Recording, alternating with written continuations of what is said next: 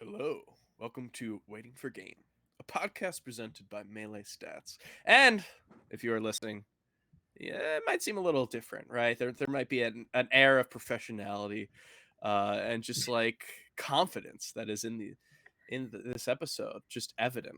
Um, and I think that's true. Obviously, if you've not seen any announcement, your little boy is moving up in the world. But hey, we'll get to this later. We'll get to hey, who knows? Nintendo of America wheat.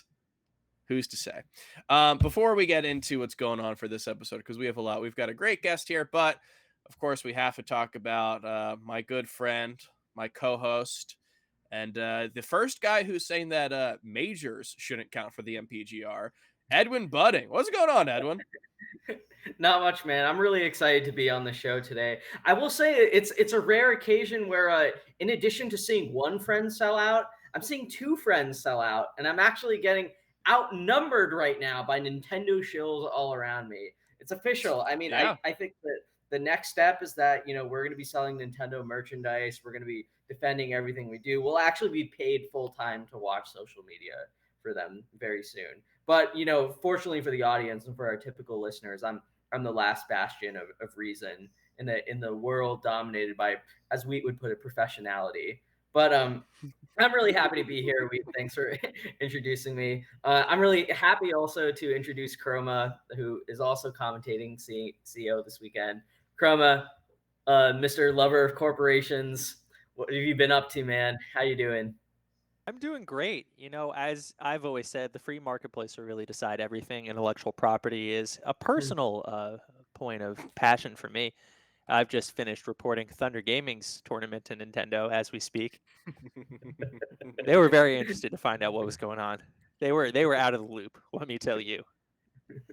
But doing great, getting ready to I'm gonna hang out with Wheat at a Yeah. tournament, and there's a lot more to it, but that's really I think the most important part.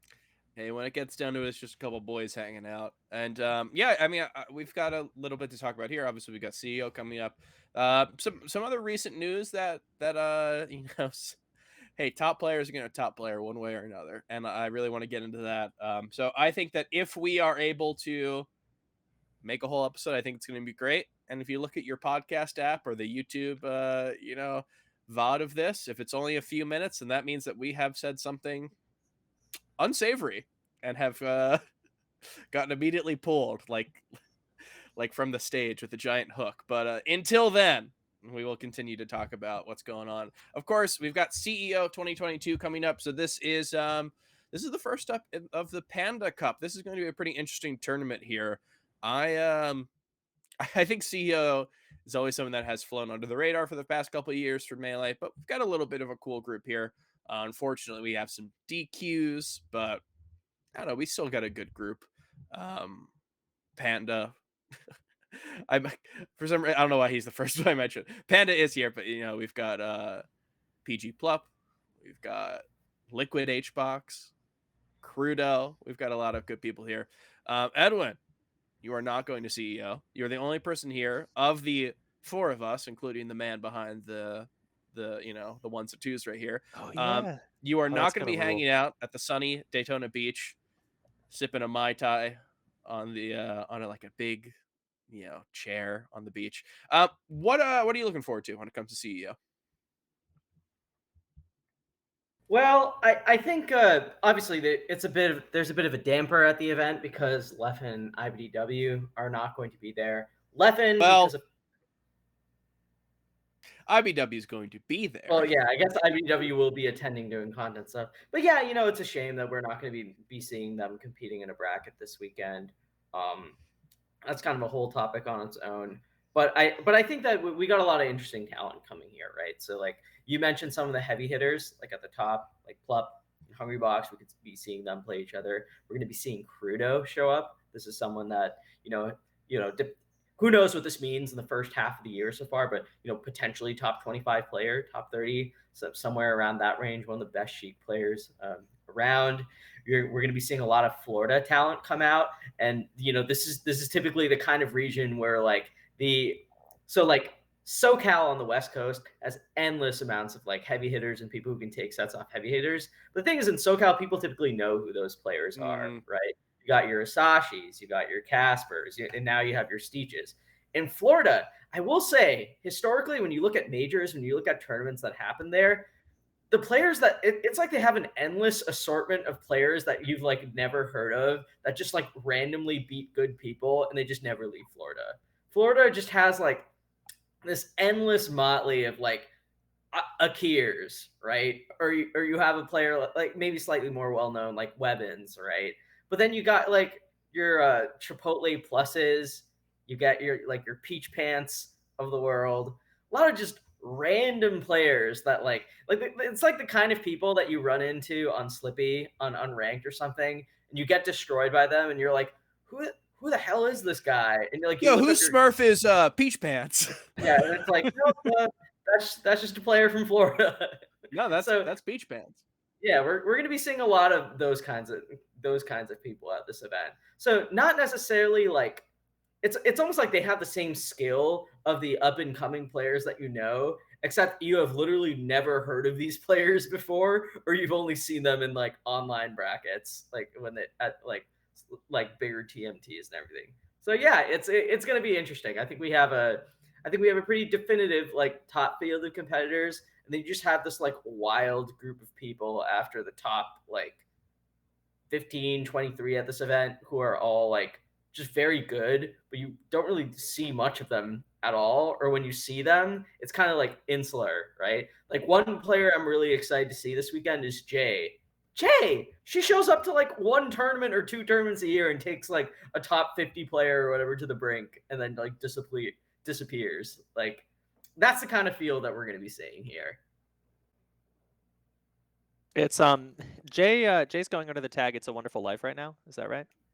Yeah, Very I think true. so. Yeah. I believe that this is what it's one of the big three. Jay, It's a Wonderful Life, and or is it It's a Wonderful World? Man, I'm going nuts. And then the Imager link, of course. Yeah, right. That's just one big one link, which is always one a of the big classic. three tags that they use. But yeah, it's gonna be very fun to see them. It's really funny because somebody was complaining about seating online. Like I've heard of Dimension, and they're seated below It's a Wonderful Life, or I'm sorry, It's a Wonderful World. Yeah, It's a Wonderful World.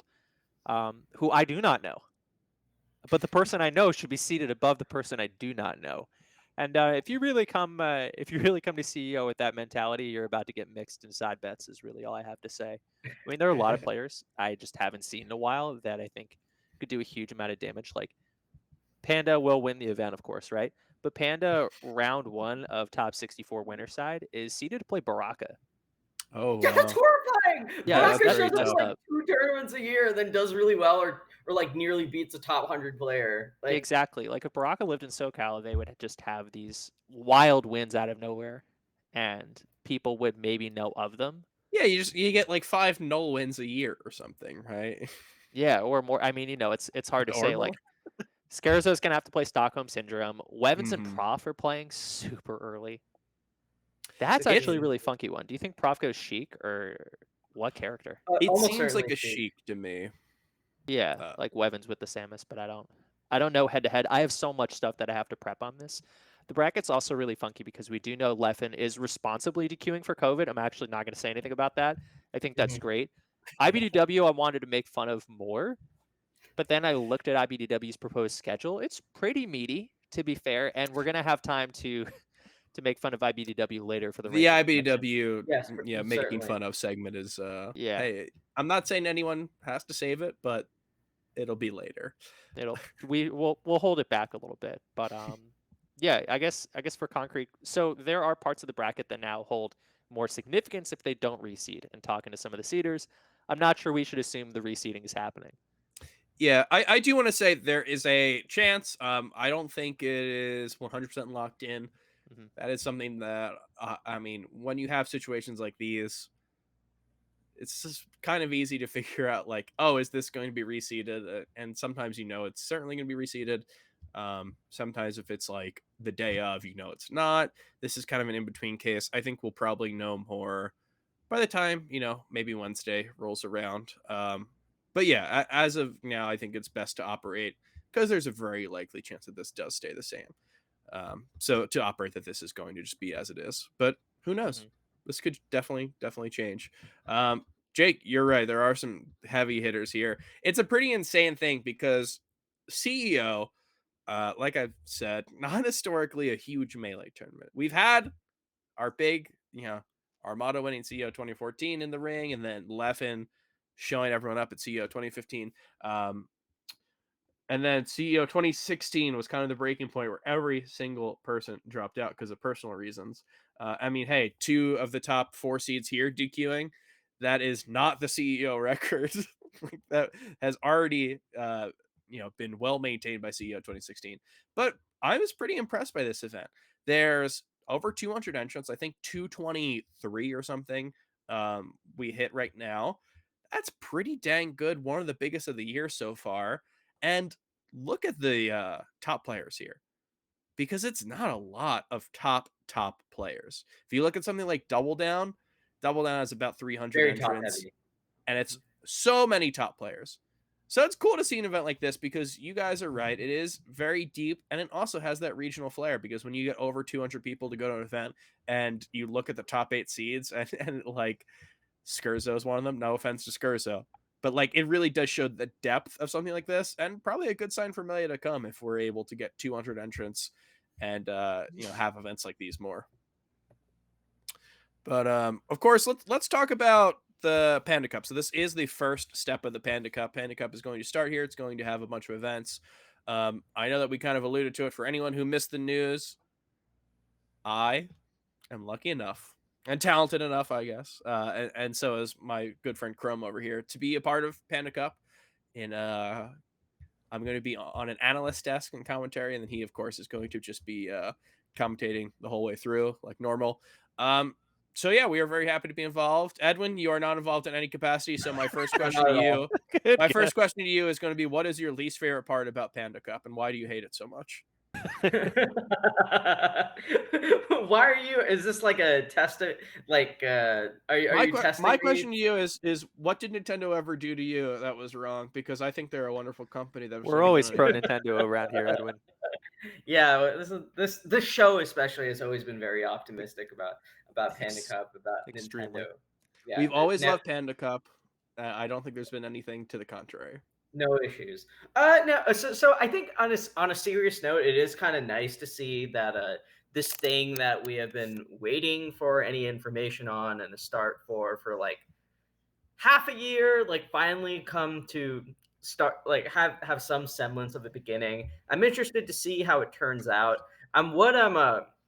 You know, do I think that like Leffen's DQ at this event necessarily is indicative for something that may happen in the future for other Panda events? Probably not. I don't think IBW seems pretty committed to going to a lot in July and over the rest of the summer because we just have so many more tournaments coming up. Really seems like I mean, like we're already kicking into gear with Battle of BC at the start of the month. I'm just curious to see, like, you know, what will change our mind about like this tournament in terms of like is there any result from this tournament that would necessarily change our mind about like the current competitive landscape? Realistically, I don't really think so. But as far as like its implications on Panda Cup are concerned, yeah, I mean, I'm excited to see an event finally, and I'm excited to see the start of something that had a lot of build up, a lot of hype, a lot of disappointment for a little bit, but now we're getting to see some sense of some amount of a payoff, right? So I'm just kind of watching it, and I'm seeing two of my very good friends flying this event, working for Panda Cup in some capacity. And I'm excited to see how you two do. That's all. Very excited to hear that. Thank you so much. Yeah, no, I think you're right. There was, some confusion. Obviously, people in the community had some discontent because of this confusion. And I think having the events, having something like this, coming out with It's more a Melee, right? schedule, I mean, that's the way to prove this, right? That this is a real thing. So I'm excited to work with them. I'm excited to see what's going on. Yeah, I mean, I don't know. I think it's going to be a pretty cool event, and very interested to see what it is in the landscape, because we talked about it before. We've got, fucking Circuit City in here. We've got the all the Papa John's events, even though that's not a circuit with like an end thing. We of course have Smash World Tour. We have this Panda Cup. We've got a lot. It's interesting. It's going to be interesting to see like how the scene reacts to this, how the scene is able to incorporate all these. Um, so yeah, I don't know. It's one of those things where like the first event, will obviously set the tone, but it'll be interesting to see like following through all these events, how the scene reacts. So yeah, I'm interested to be a part of it and see what's going on. I have the feeling that I'm jumping a little bit into corporate speak, so I'll hand it over to my good friend Chroma. Yeah, fellow Love corporate business. speaker. Yeah. Yeah. So I'm gonna bury the lead a little bit here, I guess. Well, actually, which way should I talk about this? Yeah, I mean, I think anybody skeptical about how this is going to turn out long term, I think that's an extremely reasonable thing. This is as up close and personal as we've gotten with the Big N that we ever have been. And there are a lot of very reasonable questions about what that means, what sort of allowances there are, how that impacts all the various parts of our scene that we like quite a bit. Yeah, the and would other like circuits included. other circuits included, other games included, other elements of our games included, and how carefully we're going to have to walk around that and talk about that publicly is a new thing for me. I would just like to see this done in a way that's healthy for everybody. I hope this can work. I'm going to try my best to make sure it can, because I don't really think we have the option for it not to. And for those of you that I've talked to a little bit more individually about that, you understand where I'm coming. There are just some doors you can't close. There are some windows that don't shut after you open them. And so that I think is my biggest concern. And I'm going to be really, really vague about that. As far as this event, I think it's going to be a really good test to see if the infrastructure is set. Just to remind people how the Melee side is going to work, there are, I think, 8 build-up events, and I don't exactly have the number right. Pandacup.com/schedule has everything. So there are various amounts of events with various amounts of qualifying spots for each. It's a 32-player final, and so Yep. for example, the top 3 placers are going to get in from CEO, the top 2 from Gommel, the top 2 from Smash Factor 9. Then you have Lost Tech City, Big House, Let's Make Moves, Saving On Mr. the Lombardi ultimate 3. side, but Yeah, sorry, but anyway, you can see it on the website. Basically, something like 17 players qualify from there. A panel is going to pick the other 13. So, let's say that one of these players absolutely just bombs out, like Plup gets a 9th. By itself, that's not a huge issue, because you can expect Plup to get in on the panel spots. But some early guidance that I'm getting is basically that it really matters that you go to these events and have played people there. The other thing that matters is it's how you do against the other people that have qualified. That's going to be of paramount importance. So there's going to be some really interesting gamesmanship when that comes out. That will be interesting. I am a little bit worried, as someone who probably ends up on that panel, and you too as well. The reaction for that is going to be interesting. There's a lot of money on the line for something like that. I will say Smash World Tour last year, because of the pandemic, also did have a panel. You're right. That was pretty similar. Mm-hmm. A panel that, I mean, hey, I didn't have to sign an NDA with this company. A panel that I solely ran, basically, and I had heard no issues. I really didn't hear. Honestly, I will say this. Here, how about this? If you watch the show, you know that we know our players, and we are usually up on players before they get big. Let me leak 2 pieces of information about non-Nintendo companies. Is that number 1? I told Aiden to put Jmook in SCL Season 2. He denied. So when you see him talk about how he's the biggest Jmook fan, understand what that means. Secondly, I reached out to Jmook, and I said, "Hey, man, I'm making the panel. I'm doing the panel. I'm making the list of players to go to the Smash World Tour qualifier.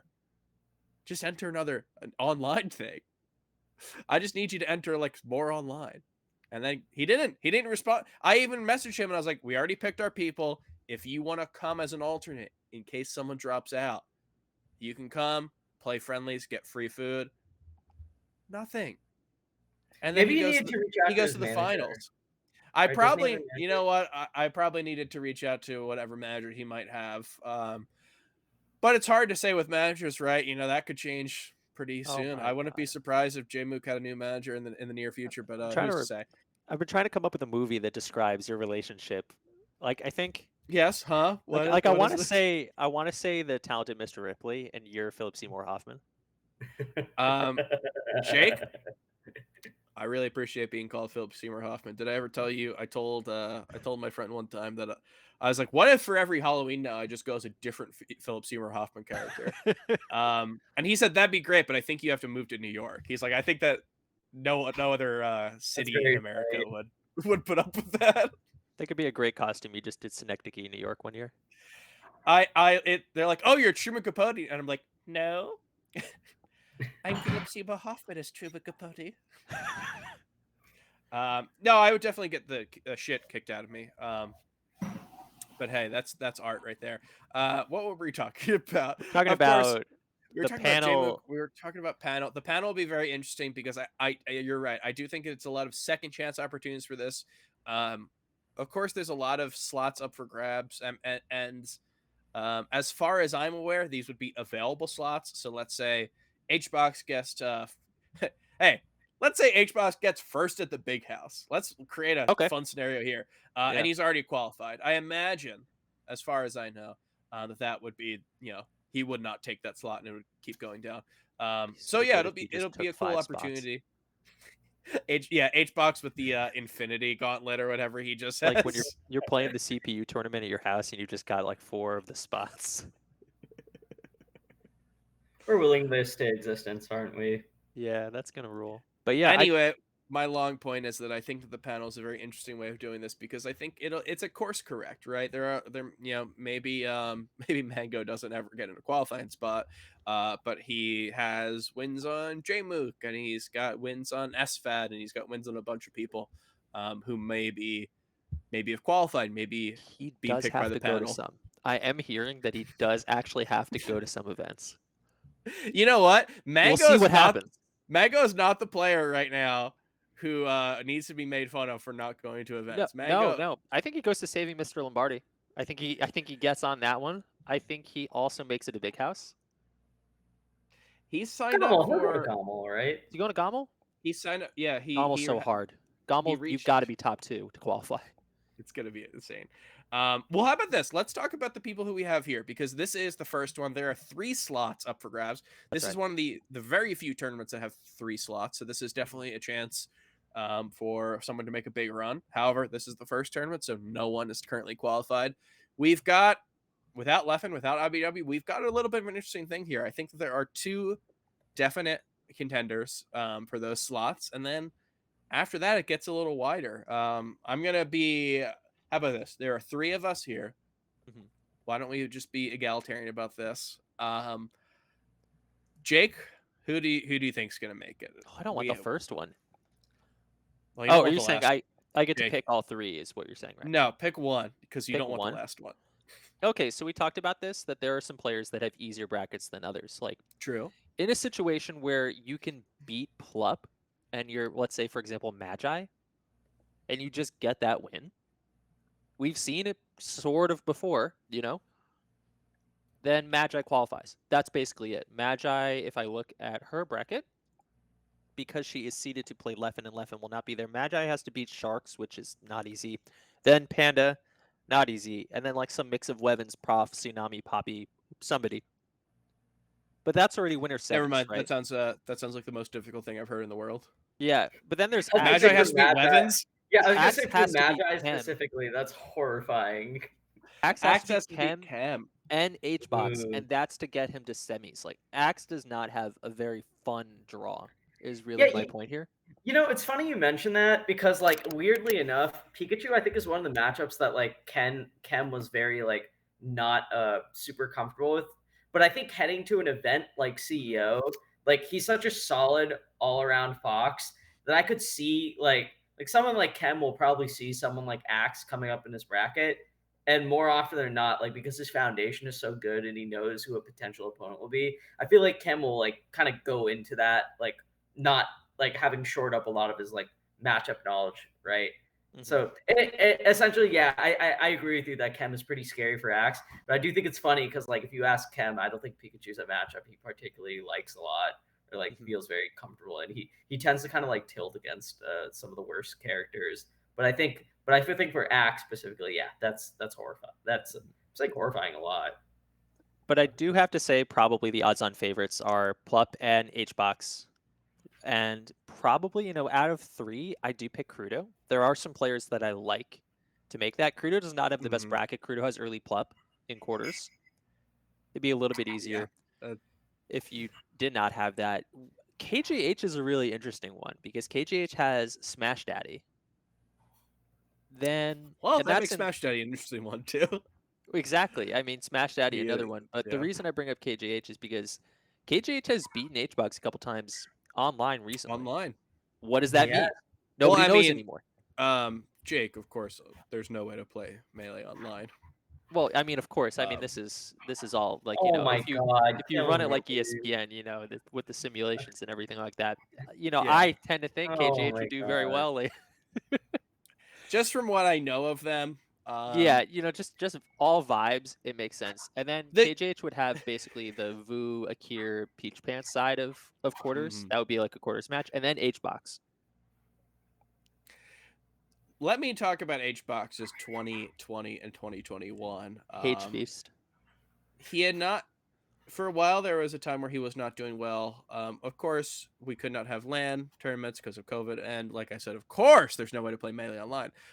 So just judging by his non-tournament non-LAN tournament sets, non-LAN, non-tournament. Yeah, you acknowledged online before. Might need a tournament on LAN. I think that Hbox is going to be someone who he's always had a target on his back. But this is like, we've talked about Hbox coming back, right? We talked about we're not really sure he's going to go into this match and he's going to is he going to lose to Otez in like round of 64, right? That's not really the Hbox we see anymore. We see a different beast. I think he's got an incredible shot to make it. This is a really good field for him. Honestly, there's a really good shot that he takes this whole thing and then we get a whole tweet tirade about how he needs to be seated higher, despite the fact that he did not beat any of the people who have beaten him recently. That rules. Not just beating him, but like whooped him, knocked him down repeatedly. I'm so excited and that's the thing. I don't think people realize that now Hbox is de facto second seed behind Plup with a pretty fun bracket, and we'll see what happens. I don't know. This might be, Hbox winning his first big event in a while, and that ripples out. So I think all three of us agree that Hbox and Plup, in some order, are going to take the top 2 spots. The question I think what I'm curious about is like who will take the 3rd spot, right? Yeah. So Chroma, gun to your head, who's taking the 3rd spot? Crudo. Crudo? All right. Wheat? I've moved the gun and moved it over to you. Oh, we're sitting next to each other? Yeah. Oh, okay. It's like that scene in the Deer Hunter. That they were playing Russian roulette in that scene. Yeah, but I guess he's pointing up. Okay, whatever. Ignore Okay, so you, in this situation, you hand the gun to me. Yes, I'm handing you the gun. And so I'd win. So I have the gun. I put it to my temple. Well, first off, I take out the barrel and I spin it around. And I put it up to my head. And you're screaming at me. That's how it goes in the movie. You're screaming at me. You're slapping me. And then eventually I guess I say Crudo, and then I just get the click. No bullet. I would also say Crudo. Crudo's the hot one. Hey, can Crudo take on Axe currently? I'm not sure. Is he going to face Axe in the qualifying match for that 3rd spot? We have not seen that yet, right? Like, Axe is the big question mark here. Axe, I think, is probably the next most logical answer. Axe did beat Crudo at Riptide, just to be very fair here. Different beast. Crudo's talented and handsome. Crudo, he's different. I think maybe are this three people trying to give the hot take and saying Crudo, because I think Axe is actually a pretty smart pick here. I mean, he's someone who constantly by little nerds like us kind of tends to get underrated, just because it's like, oh, he's not top 10 anymore. He can't do this. He can still beat a lot of people. He's got problem matchups, but he's got a lot of matchups later in bracket that aren't too bad for him. So as someone like Crudo, someone who, probably doesn't have Pikachu experience, is that someone who's scary for him? Probably as scary as anyone else in this bracket for Axe, so it's hard to really say. But I will pick Crudo. I have faith in that man. I mean, he's the new hotness. I'm gonna go with that. My All right, main point about Edwin, you put your own gun to your head. Yeah, What do you I'm gonna say? go with Kem. I think that guy's hella solid. I think he's just like good in so many matchups. I think his Fox is just like good in every area, and I think like I almost feel like even if he loses to Axe, he's projected to play one of Crudo or Plup in losers, and I actually think like that's pretty scary. I agree that Crudo is like amazing, but I just think he has kind of a tough bracket. And I think Kem, both his paths to a top 8 are very doable, whether it's in winners or in losers. Like I just think I just think very highly of him. Like I view him and his trajectory and his potential like low key on the same path of someone like Zealot or someone like Zamu. I don't think he's very far off. Like and I think like obviously for someone like Kem who we rarely see at like very big tournaments outside of Tri-State, I think a performance like this could really like kind of elevate his name in the scene to broader standing. So I'm going to go with him. It's funny. I think possibly Crudo's best chance is not playing Kem. If like Crudo beating Plup would be really hard. Crudo, I think, Crudo is seeded to play Kem for top 8, and for that not to happen, Kem has to beat Axe. And then Kem versus Axe, Kem versus Hbox. There's room there for a Cinderella run. I think it's important just to contextualize, like, as good as Axe is, as strong of a player as we know that he is, he did just come back from low LTC, right? Yeah, Yeah. Low Tide City. Yeah, Low Tide City, that's right. Pipsqueak gave him the hands. He Still got LTC. whooped by Pipsqueak, and I mean that with all respect and with all bias, because he is our Melee Stats, our son. And then he loses to Mech, which I don't know about you guys, it reminded me a little bit about like either the Wizrobe loss or, if I have to remember, the Gravy loss, like kind of 2015, 2016. Yeah, that's a throwback. Yeah, Like when Gravy beat him. Defensive Falcon versus Pika is really, really annoying looking sometimes, and I think that's a testament to Mech, right? Well, Mech, dude, he like kneed him at 61 and just died. It was the most random ending to the set. It's rough out there. Yeah, no, I just did not love Axe's bracket. However, it kind of chalked up. Hbox is a really horrific draw, honestly. And if I'm Axe, I'm probably pretty upset that they wouldn't reseed, because it's a huge difference. Well, it's like hopeless against Hbox, I think. Like, at this point, it looks so bad. It's what, 1 in 24? It's not good. Something like that. Like it looks like the way Axe Hbox trended before the pandemic was literally like I know Axe had beaten him, but it literally looked worse than like Axe versus Armada for stretches. Like just pure like. I mean, we have players who we consider top 10 players all time who have not been playing in the span where Axe beat Hbox, right?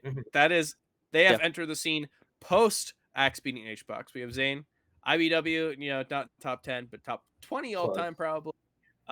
We've got so many players who have just like kicked everyone's shit in, who literally were not they were not in the scene to witness the last time that Axe beat Hbox. It is definitely, it's that, it's a fun little note of history, but at this point, there's nothing about that one MLG Anaheim set that makes me believe that this matchup is not going to be incredible hell for Axe. But yeah, it's Kem is an interesting pick. Kem, I think, is a really good one because I think he's really scary in a lot of these matchups. I mean, he beat Face Roll at Function. I think it's very possible for him to beat Crudo, and like in a weird, warped way.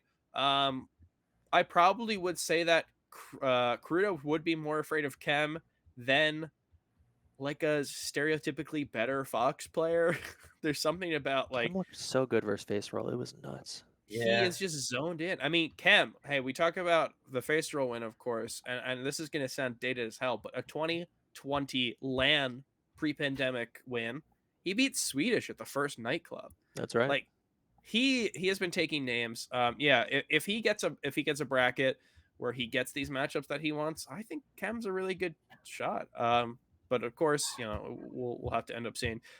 We talk about top 3 here because we're talking about Panda Cup, but let's up the ante. Let's do top 1, because this is something that we kind of alluded to about the chances, but it's still an interesting thing to me. We are I mean, I think can I just make an assumption? Did we all assume that grand finals was going to be Plup Hbox? Yeah. Okay. Yeah. Plup Hbox, I think there is history there. We've all remember the Plup sets where he wins, and we all collectively don't remember the Hbox sets that he wins. So it seems a little more even than the data will tell. But the data shows this: they're 1-1 this year, 2 pretty close sets. So I don't know. How do you guys do this? Is this a toss up, or is this something that maybe kind of rolls back to the more Hbox heavy set history that they've had? Jake, what do you think about this? I think to all credit to Hbox, this is Plup favored, but I also feel like HGOT is just going to take this home. You just get that feeling. He's in Florida. He's at his maximum power. No one's going to... I'm not going to say that. He's not going to be wearing his shoes, most likely. Yeah, his shoes. It's the shoes that he's not going to be wearing, right? Yeah, no, I think he absolutely just clutches this thing out, and it is brutal and bloody and just beautiful. And we're all gonna have to watch that. It's gonna be 115 decibel plus pop off if he gets it though, because it's his first win in a while. I have my my decibel counter. I don't know about you. Yeah, I'm gonna be on the plane on the way home by then. Actually, I've got to I actually couldn't really stay the Sunday at all. This was put together kind of last minute, right? So unfortunately, I'm going to be missing top 8. But that's going to be Pina Colada Day. I heard. I know. Saturday night. That is always Saturday night. That's your big day though. Sunday. I've got to show off Sunday. I mean, all great rockers show up hungover. Now, of course, I've never had a drop of alcohol in my life. Of course not. And I'm not a rock star. And I actually hate music of all sorts. We know this. Rock and roll music is the devil's music. Just to summarize my take, it's Sunday. You can't count out touchdown Juan in Florida. True. Very true. This is all very different. compelling. But it also, well, I don't even. I'm trying to find one. I don't think it's there. The thing is, if there's like other top level competition there, I think it becomes interesting, right? Because then like Plup's path to potentially winning, it might go through someone else. Maybe Plup plays Zane, or Plup plays IBDW, or we see Plup Leffen. We haven't seen that in a while. Maybe we see, but it's like no, for Plup to win this event, almost assuredly, like all paths will lead to Hungrybox. And the same goes for Hungrybox. And if it doesn't go for him, like what? Who are his hardest opponents here that could beat him? Like Crudo, maybe. Like I guess it's not that crazy. I feel like Plup or Hbox. No, for Hbox. Like I don't know who. Like I feel like Hbox is just gonna make winners. Like all like it's going to lead to Hbox Plup. But I think the kind of conditions where those two are such favorites to get into winners finals. This is just a sneaking suspicion. I feel like that has to favor Hbox. That's so scary. I feel like that, like if Hbox only has to basically this is what I think is going to happen. Okay, I think Hbox is going to play Kem in winners quarters or something, and he's gonna barely beat Kem, sort of like in a similar set to Null, and he's gonna pop off. Then I think he's gonna play. Who's he playing this like winner semis after? Maybe Smash Daddy or KGH or Vu or something. Yeah, he's going to play like Smash Daddy or something and destroy him, like 3-0. Then he's going to play Plup. I think Plup's going to take game 1. Hbox is going to like 3-stock or 4-stock him game 2 and just like double 2-stock him to end the set. And then Plup's going to play him in Grands. Plup's going to play him first set of Grams. Hbox is going to 4-stock him or something game 1 and then just 3-0 him. So, yeah, I just, would it be crazy if Plup beat him? I guess not, but I just feel like this is like all the stars are aligning. Hungrybox is coming back to Florida. Like there's one person who's really scary for him, maybe like two other people who can bring him close. Yeah, this is H God territory. I think he's winning it. Like, I'm definitely in the Cope step where I'm like, oh, well, KGH could beat him. Vu could beat him. The Falcos are saying Vu could beat him. Kem could beat him. Maybe Komodo's going to play really, really well in the Puff Ditto. Crudo's played him a bunch, but Crudo's nowhere near mid-bracket. And, Hbox is really not given the upset lookers a lot of hope on LAN. No. I mean, Ben Riptide Game 5 was not close, if I remember right. Null was the closest. That hurt me in my soul. Every other Ben set was a lot more Hbox favored. Yeah. They have played on LAN since. It is not the same thing that we were hyping it up to be. That's what I'm saying. None beat him, right? Like, and with a run back, with returning stuff. Like, that's it, right? For the grace of God, though, and I mean, all props to None, right? But that was through the grace of holding up. I'm not gonna say anything. Yeah, I mean, this is an interesting thing, right? Because these are two different players who kind of are both looking for a big win to be put back in the conversation. I think the way that Hbox has been operating this year has been very very consistent. It's been coming in, getting third, maybe getting second, maybe getting fourth or whatever, but really keep putting himself in situations where he is always going to be in the mix. Now the unfortunate thing is that whoever is also in the mix tends to just destroy him. Plup is pretty different. On the other hand, we've seen a range of Plup performances. I mean, we saw him get eliminated by Ginger at 13th at Genesis. But we've also seen him get second at Summit. We've seen higher peaks, lower valleys than we've seen Hbox have. So I think what Plup is playing for here is the ability to prove that he has it, and that he, we talk about rankings. The way that I'm looking at rankings right now is that Hbox is higher to you until proven otherwise, because that is how consistent he has been. Now, we've seen players like Leffen come in, schmack him up, and schmack up other people. If Plup can do that, Plup's resume looks better for the year. You get that a nice juicy CO in, even if it is over Hbox, but that's a big thing. And then of course we talk about Hbox. This is the guy. This is the number one, 3 years in a row, the only person to do that for the MPGR. And we are kind of looking to see what kind of guy we're seeing, because the guy that we've been seeing as of late is not that number one player. So it'll be interesting to see, because this is an event that whoever wins, I do think it'll put their year into a more generous perspective. And there's definitely a lot going forward, even if it's just over another player, right? It's just one other player. So yeah, I might pick Hbox as well. There's probably no other player in the world that benefits as much as Hbox from IBW and Leffen dropping. It's true. I mean, the funny thing, and this is going to go into our next question, so I'll leave it there, is that we had so many questions about what Hbox would do post-pandemic, based on the data that we mysteriously have. Yeah, we can't. I mean, yeah, we just kind of make up like what we think would happen. Right. I think that Ben would have like 11 sets on Hbox. Right. It was really weird, right? And then he shows up, and honestly, I think he plays much better than he has for a while. The problem is that, IBW and Zane are just playing at this otherworldly level now. And Leffen's beating him a bunch of times. And Plup, it remains to be seen. Mango, huge question, right? So you're in a situation where Hbox is actually playing much better than I thought, but he may not have a legitimate chance for number one again as things stand. But this would really be the first step, right? It would be, if he, being negative on the year on Leffen, on Zane, on IBW, on Plup, that is something where it's hard to prove yourself that you are a player who deserves to be placed in the top 4, in the top 5, right? Your resume is starting to get a little stretched when you get to that point. And not only that, for Hbox, think about what this means, right? You look at this guy's list of major victories, like a third of them are over Plup. If he can't, this is like classic 2019 Hbox, right?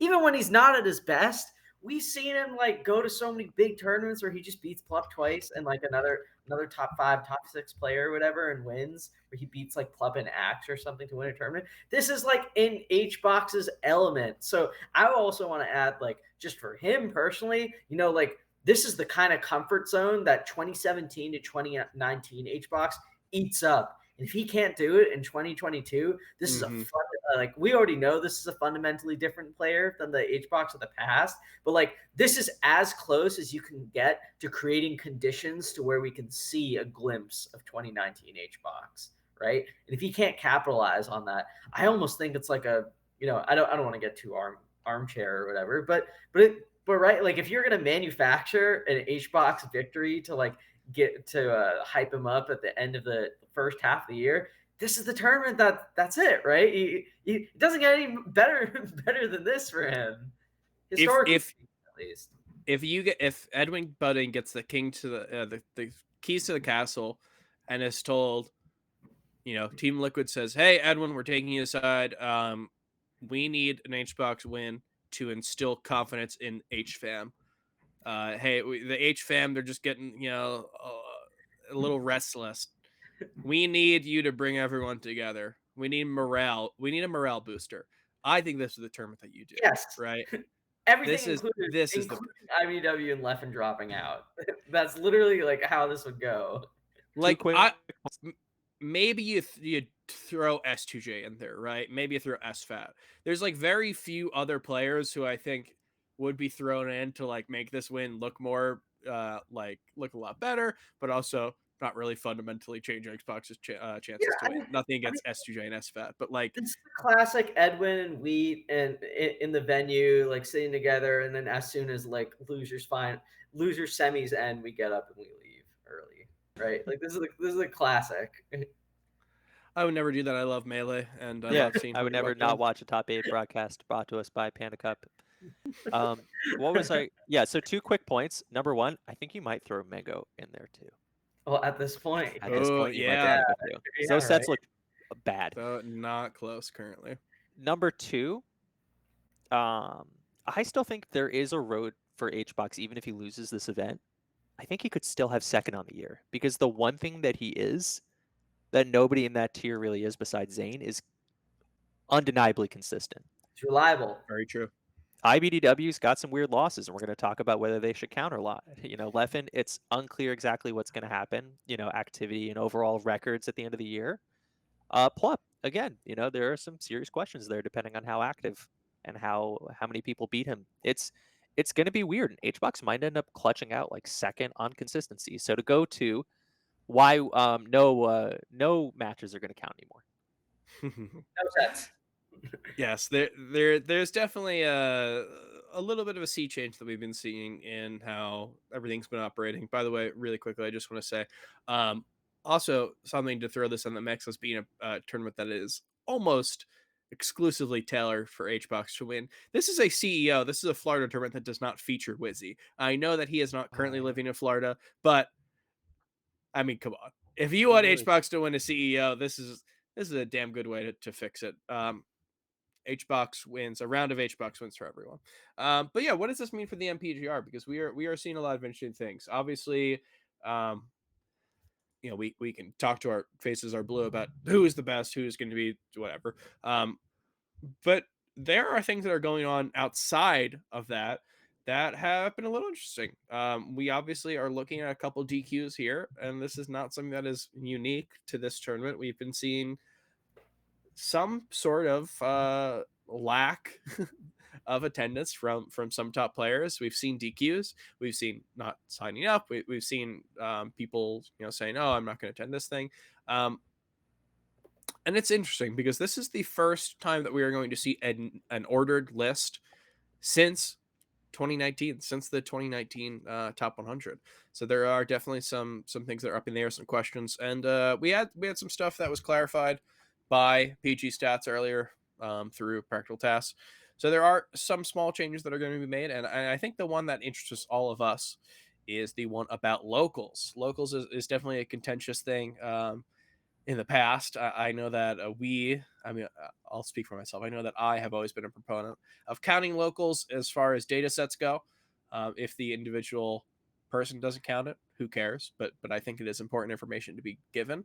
Yeah, basically what the new rules are is that like it's kind of voicing what was already known. But it's like, yeah, I mean, feel free to look at locals, but they're not required. Um, and this is interesting because this is something that we've already basically been doing, and putting it into words is very good. But it has emboldened some people. We've been seeing some goalposts that are being pushed around a little bit. They're being trying to nudge out of the ground. Um, Chroma, you have been, you've been obviously following the scene for a very long time. You've seen the top 100 go from SSBM rank to MPGR. You've seen it all. What are your thoughts on some of the new? Do you want to run through some of these changes and talk about what's been proposed by some of our lovely top players? So I was stalling a bit because I'm trying to find PTAS's modified prompt.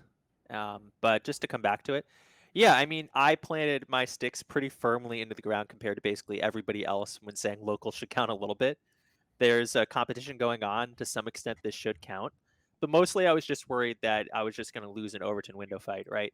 So now we're at this point where players are saying, I don't think regionals should count. I was just experimenting and then just, I've never considered regionals mattering. I've never considered those wins good.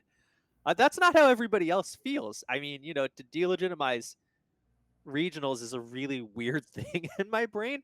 Locals, fine. I give up. I give up. Aggregate to a local PR and call it a day, right? We've clearly lost that fight, which is annoying because top players insisted that their weird one-time loss to if I say a player, then then we're gonna know who I'm talking about. But let's say Nick Yingling, right? So if Nick beats you 1 out of 80 times, this does not matter. It never mattered. It's not a big deal, right? But they convinced themselves it did, to the point where, like AMSA said, and I think I keep talking about this every time I'm on, where somebody was saying, yeah, I heard AMSA doesn't enter locals anymore because he's so convinced that locals will hurt his rank because they will. And AMSA's like, yeah, that's not true. That's not true at all. And they're like, well, isn't that wild that I thought that? So I'm really frustrated. I think there's absolutely no chance we don't count regionals. I will not hear this. If you want to count majors more in some sense, sure, fine, whatever. I also dislike. Well, anyway, okay. Let's just go to PTAS. I'm going to his Twitter right now. Let's go to the prompt. I have it right let's here. go to the prompt. Yeah. So this is, I mean, for those who don't know the way that we do the top Would you post 100, or the top 50, or top whatever, is that there is a panel of people that are asked to rank players, and there's always a prompt, right? Basically you are going to be obviously trying to get a grasp of someone's skill or how well they did during the year. But there is always something that's put into words, and that prompt has changed this year just a little bit. So for years there was this old holdover from the SSBM rank days, which was like, imagine a tournament is held every weekend. Based on these results, how would you feel? So we've moved to a different prompt. I think that was the biggest difference, but let me just read it out for everyone. So this is based on the quality and quantity of results from start date to end date. Rate each player on a scale of 10 to 4, just for algorithm purposes. Who performed the best at offline events over the course of the season? You may give benefit of the doubt to players who attended more events during the ranking period. You are expected to consider their results at regionals and majors. You may consider their results at out of region events. You may consider their results. There, out of region refers to United States versus Europe. True. Yes, there are. Yeah. This is a North American top 50, but there will be players who have been to enough events in North America. Your Leffins, your Joshmans, your Amsas. So this is, that's a good call. You may consider their results at serious invitationals, but keep in mind that players who qualified for reasons other than merit received an opportunity they otherwise may have gotten, and you may consider their results at locals only if they lack sufficient data for you to make an informed judgment without local results. So that is an interesting thing, because I think that there is a way that I personally have been doing my ballot, which I think of it's like a building block, right? You've got let's talk about the food pyramid that I think is like 8 food pyramids old, and it's the one that says you should eat 8 pounds of bread a day. That one rules. I love it. So there's one huge thing at the bottom, and in my mind, that's the majors. I think that you should count majors the most because majors are most important. If you go to Genesis, you want to win, right? Like I don't care what's happening. You are making sure that your opportunities to win are better than they would be at your bar local on Tuesday, right? There is a difference to that. I understand that, and I think it goes from there. Where like the smaller tournament gets, I do think that it gets a little less important in terms of that. But I honestly, I think it all in my mind. I think all of this data is useful. Currently, let's talk about a player right now who's got local results that I think would really make or break their year. This is S2J. Yeah. S2J has won 7 straight sets off of Fiction. He is Insane. currently 8-3 with Fiction on the year, and these are all from locals. These are 2 of the top 25, 30 best players in the world, and this really colors S2J's results because S2J's results this year were fine. They were good.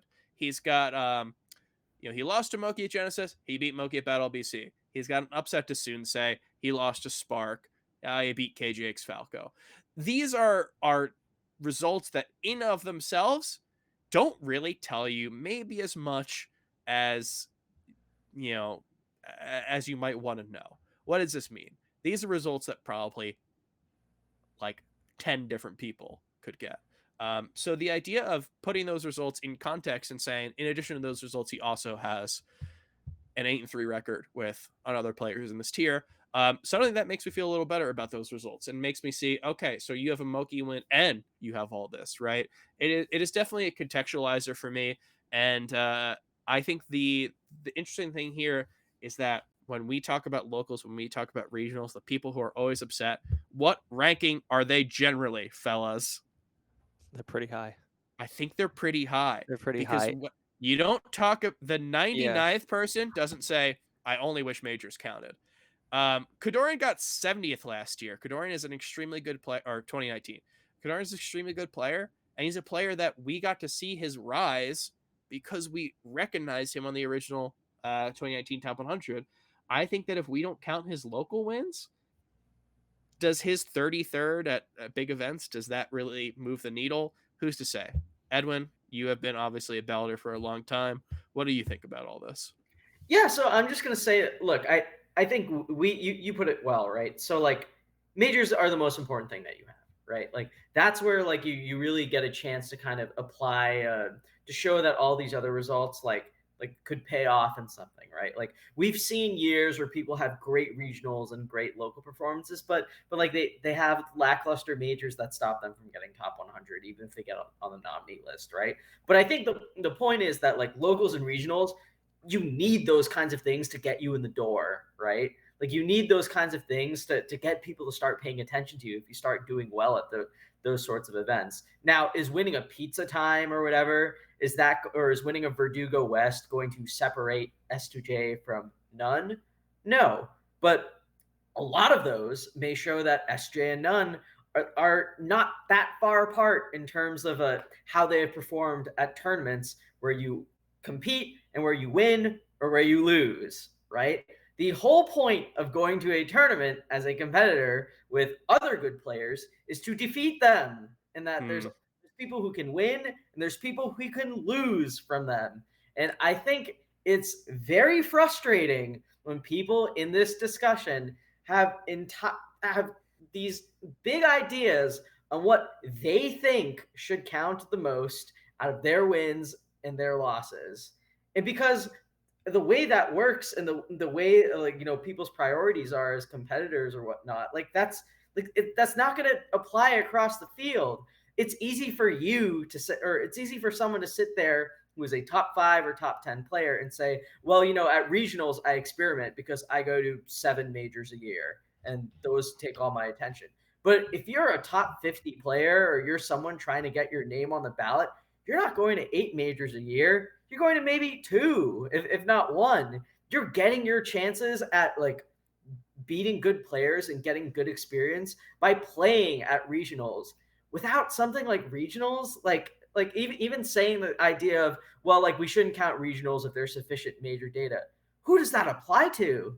how many players are we talking about here? We're talking about maybe 10 or 12 where that might be there. There's many more players with a chance of getting ranked and with a chance of getting recognition that would benefit from having regionals counted. Maybe not the same as majors, but having them counted in some way. The idea that someone would say like the idea that like look, I'm just gonna say it, like the idea that Cody would say like, like that's very much from his perspective of being a top 5 player, right?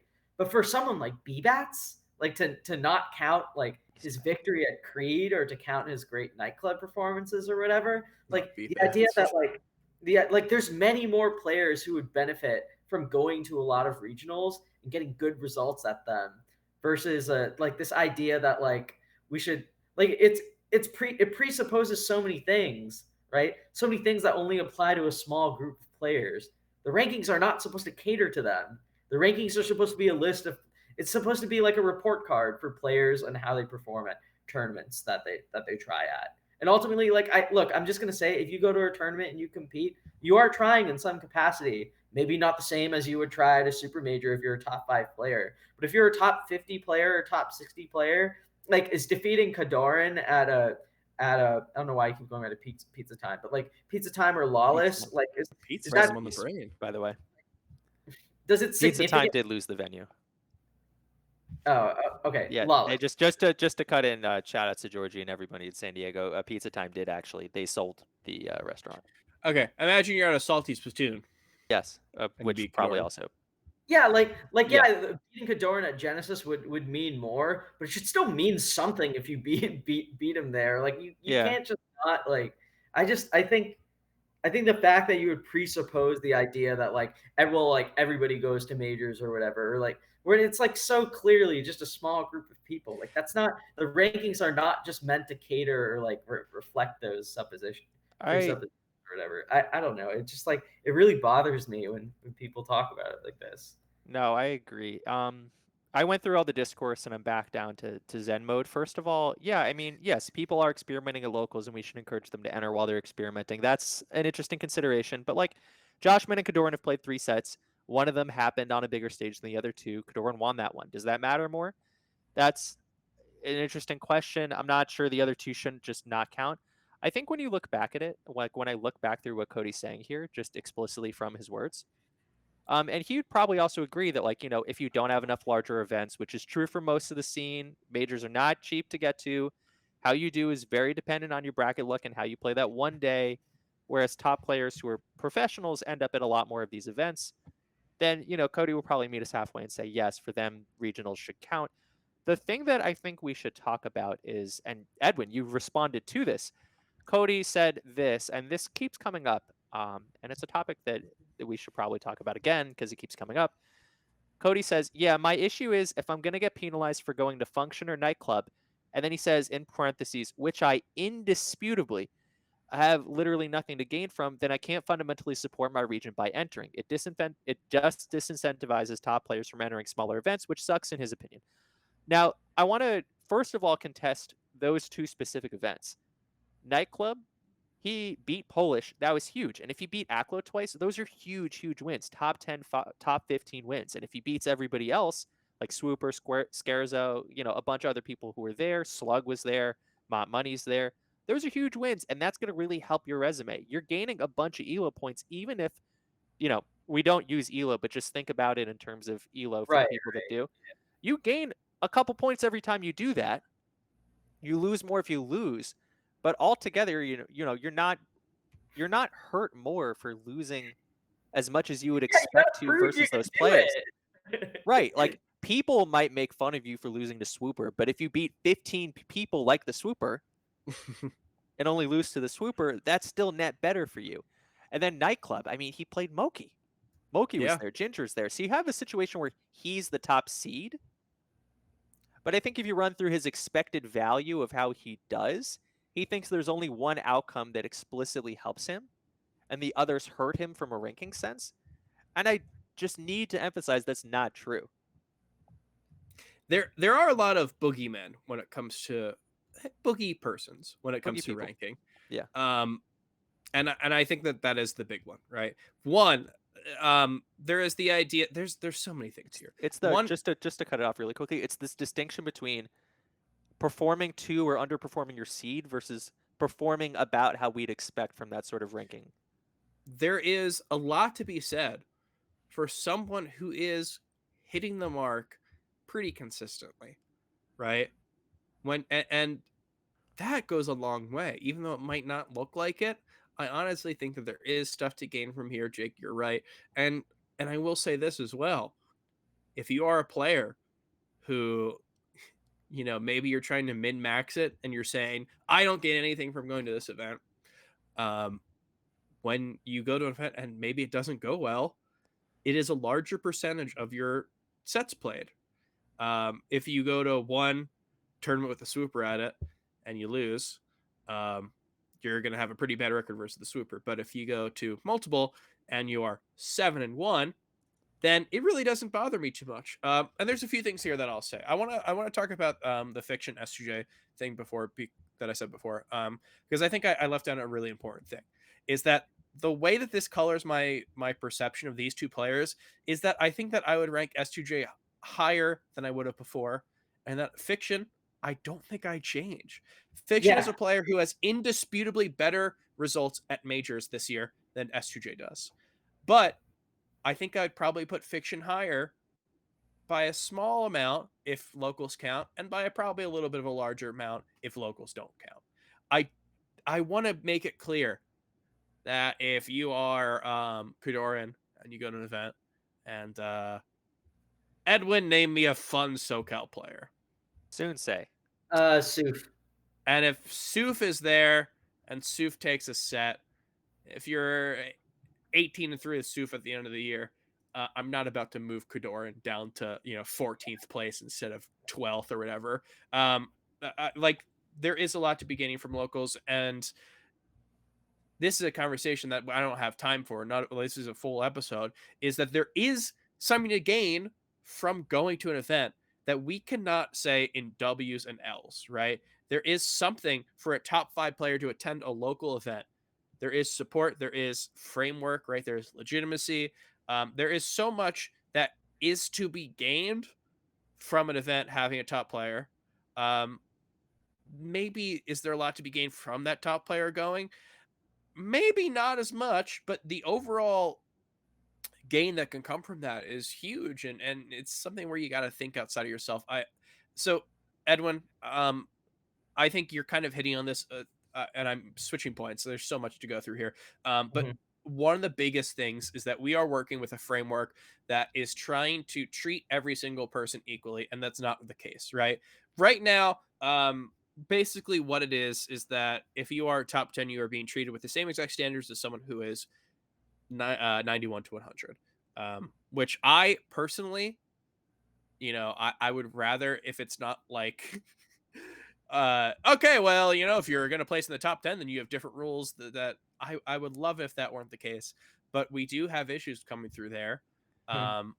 Because if you are CPU 0, let's say someone who might be lower end top 100, if you are CPU 0, or if you are just to name a random player, if you are someone who is in that area, it's going to be a lot harder to get to a lot of events. So the MPGR might say, go to 3 majors. Go to 3 majors, maybe try to hit up some smaller tournaments so there's more data, but go to 3 majors. Maybe they say 4, who knows. If you are a top player, we've already had so many top players attend 3-4 majors. Like, in terms of stuff like that, the question might be, what do I get from going to another major? If I'm Zane, what do I get from keep going to these majors, right? And I think the issue is that we are working with frameworks that it is trying to do the same thing with 2 completely different things. There's no way to make it standardized, but my solution to that is have a panel full of people who can be trusted. And here's something that I want to say. Maybe you guys don't feel the same. This is going to be the last thing I'm going to say on this, and then I'm going to pitch to you guys. If there is a player out there who got 3rd at the biggest event of the year and won a very stacked invitational, I would probably still put them top 3 in the world despite the fact that they had pretty shitty regional results. Yeah, Because this that's how it goes. Yeah. It's not everything's the same. If you do well at the big ones, maybe it's not a big deal when you do shitty at the small ones. But Yeah, I so do have this to is what I was say, gonna say. You're right. Like, this is what makes it so frustrating. Like this idea that like, well, like regional shouldn't like super count. Like if you have enough major. The thing is, it's like after Cody won his second straight summit in a row, literally none of us cared about the fact that he got ninth at this function two. Now the people who beat him should still get credit for their wins. Ginger winning that tournament, he won meaningful sets. He had things to gain from it, even if it's some of it is confirming what we already knew he was capable of doing. And by beating Moki, I think that was definitely like a very, very big win for Ginger. But like as far as IBDW is concerned, if you're winning an invitational, who can like nobody after Smash Summit was like, well, like I don't know if IBDW is top 5 because he got 9th at function. It's like everyone that I talked to, so it's like what Wheat is saying. A lot of these standards, like voters follow them, and if they don't, like the voters talk to each other. But it's representative of how the community weighs these tournaments, right? It's not simply because IBW or another top 5 player decreed on their chair and their throne that they were experimenting at a regional or whatever, right? I mean, like it's just so ridiculous. the one thing that I do have to say, because I did bring this up earlier, when it comes to, let's say, who's second, let's say that it looks like it's going to be Zane number 1, and now it's the question of who's 2. And you have Hbox versus IBDW, and IBDW has these big wins, but at Genesis did not do as well, right? And it's the question of, do you count, let's say, Function or Nightclub enough against him to say that Hbox's consistency is higher? Do you penalize Hbox for not putting himself out there at some of these regionals the same way IBDW does?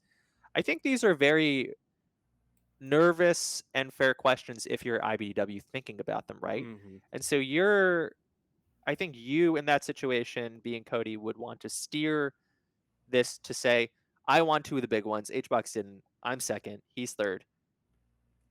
And I think that's also what's coming to play here a little bit.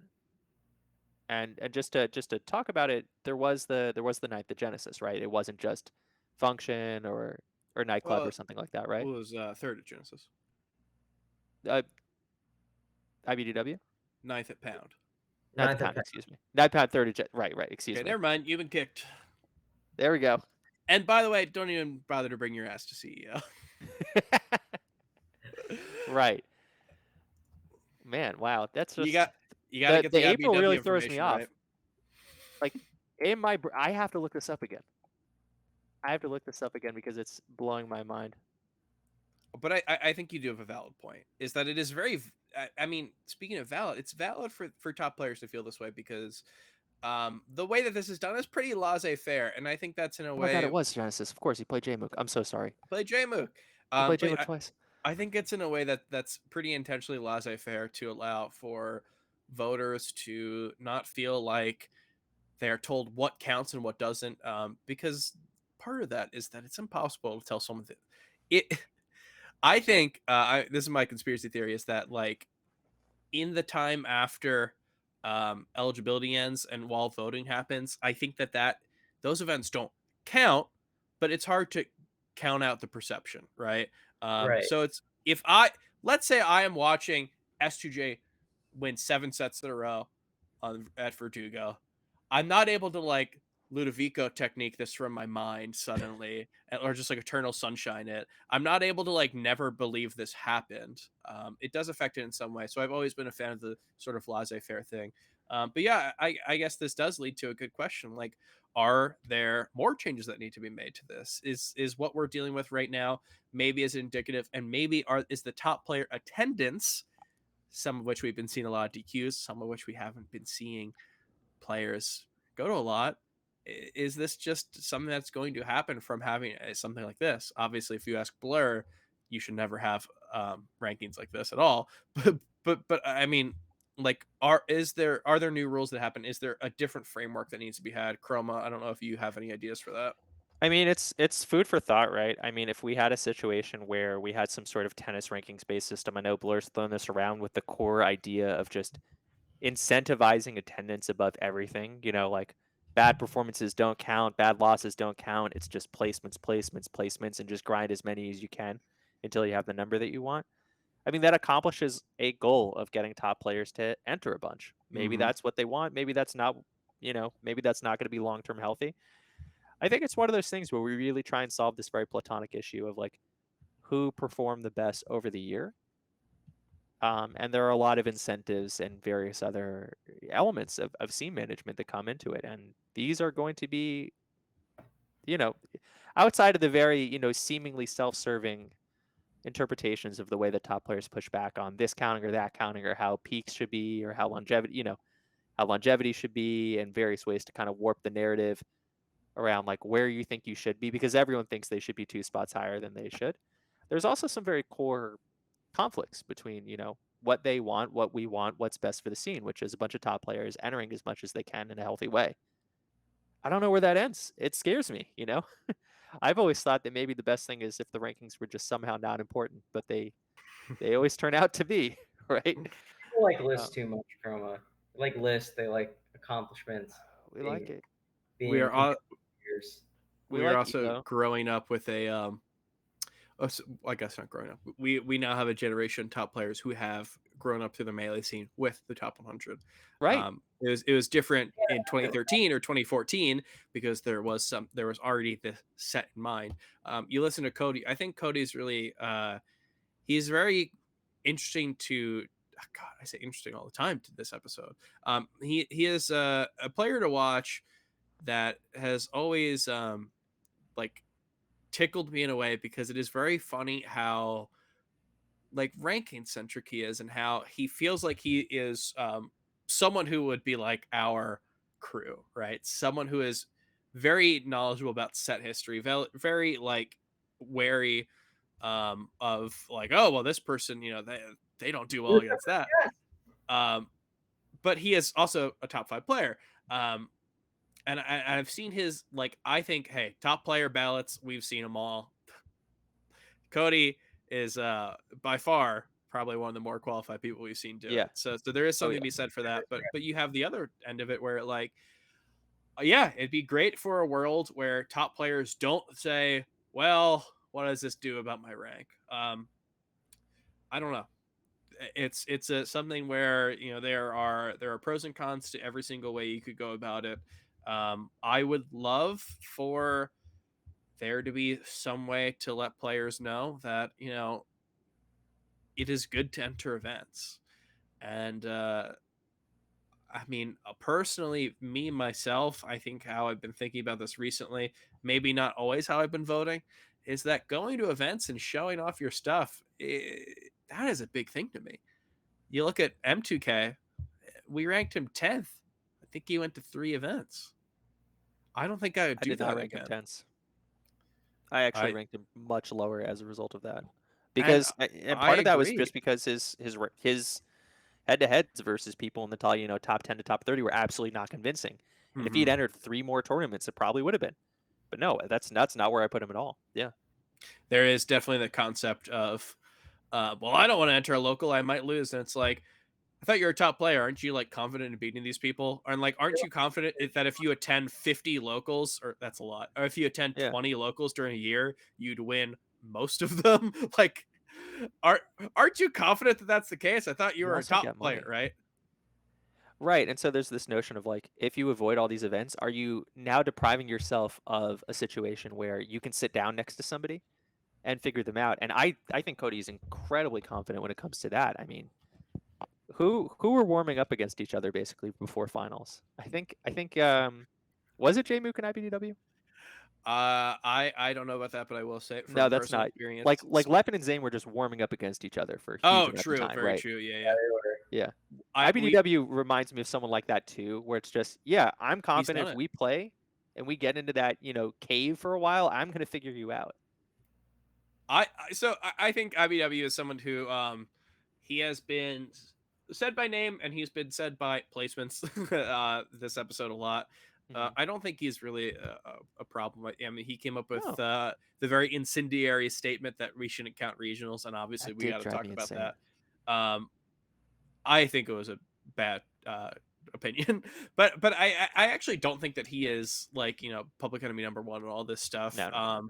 I think that, like, I'm not saying when I say you can go to a local because I'm confident that you could win, I'm not saying, oh, IBW go to 20 nightclubs. Yeah, I mean, Cool though. hey, it'd be great. I mean, we're in a tough situation because now more than ever, with everyone having to stream and streams getting bigger because of COVID, is that the old adage of Mango actually loses money if he goes to a tournament, is not just with Mango anymore, right? There are a lot of reasons to not go to a tournament, so we kind of have to. I don't know. I would love it if there were an easy way to say go to a tournament, um, you know, like that is good for you to go to a tournament. There's a net positive, and the small chance that you get 17th is outweighed by the very real chance that you are going to put up results that are going to be consistent with everything else you put up. It's an impossible task, but something that, you know, hopefully hopefully they do it on their own here, right? Hopefully there's something that yeah, some agreements able to be made. I would love. Edwin, what do you think? Yeah, I mean, I don't know. This whole like, oh, I don't want to go to this because I don't have anything to benefit and everything to lose from my ranking or whatever. I think that's just like it's kind of like a convenient thing that you can point at that really obscures the fact that like most people who like feel that way, they don't really have it. They don't think that they have anything to gain from like going to a tournament over streaming on its own, like regardless of ranking, right? It's just like kind of you can point to ranking as like the thing that gives as like a thing that gives you stress and kind of creating this like false reason behind why you can't go to something when the truth is a lot deeper, which is or a lot more straightforward. It's just that like you don't feel like going to a tournament. You like streaming, you make more money in streaming, and it's easier. And Gotta make some sort of like psychopathic version of Elo with this huge like decaying K factor or something like that, where you just get this huge negative penalty for not entering a bunch, and you just make that term giant, and it just Well, keeps decreasing until you get to like 30 locals. It's been 3 days. You're now the 103rd best player in the world. I think we should get to questions. Yeah, but that's where I land there. We Edwin, might have to juice some numbers. Edwin, I've changed my mind. I think that you are wrong, because that you are. I have seen you drop out of so many tournaments recently that you said you might go to. I don't think you're one to speak about going to tournaments and not going to tournaments. I'm mad at you now, and this argument's over. I'm not saying I'm not going because of ranking. That's the thing. I think it's a I little. heard him say it. You said that they just create reasons to not go because they don't feel like it. Well, that kind of sounds like you. You told me this week. You said I don't think I'm going to go to Smash Camp, and I was like, it's not your choice. You missed out. I was like, it was on sale for 2 minutes a month ago. Even when I was competing, I've dropped out for a Croque Monsieur. You know, so again, you know, what can I really say? Yeah, but you're not saying it's because like you're no. The ranking panel. It's just because you just don't feel like you just gotta put Skillkeeper up there. It is a very funny time, because we still do live in the age of COVID. I think we didn't mention that Leffen's DQ was because of COVID. Well, we did earlier. It is the age of COVID, and it's the age where Leffen's had COVID. Smash Summit 13, a smaller event, had a COVID outbreak. Magi, I believe, got COVID before she was going to go to the Xanadu Legends event. Like there are very real reasons to not want to go to events. I don't want to make it seem like ranking panel people are on their high horse and saying, no, you must go to an event, J-Book, I don't care. It's COVID. I would love for there to be that top players don't want to play. It must be because they don't want to play as they sit on their 12-hour flight next to K Kona with no mask with no mask. Wizzy's like bent over a toilet, like puking his guts out, and we're just like, yeah, I think he's afraid. I think he's just a coward. Yeah. Leff and I have absolutely no qualms with DQ. If somebody's just like, yeah, COVID's hot, I'll see you guys in 4 months. What are you gonna do? Peace. And to I'm gonna add to this.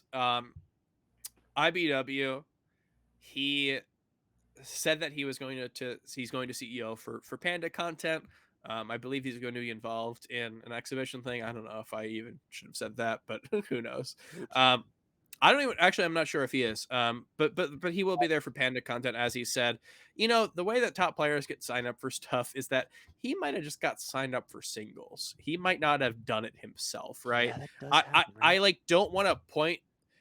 I don't want to point a finger to him. I don't want to point a finger to Leffen. I do think that coming off of the heels of the news about the slight changes to the MPGR and two DQs, the two top seeds of this week's big tournament, I think that it's just there are feelings that everyone's kind of had, and now it's just a time to talk about it because kind of boiled over, right? No one's extremely happy about that. I don't know. It's an interesting thing to talk about, and I hope that next time we bring this up, we don't worry about all these top players.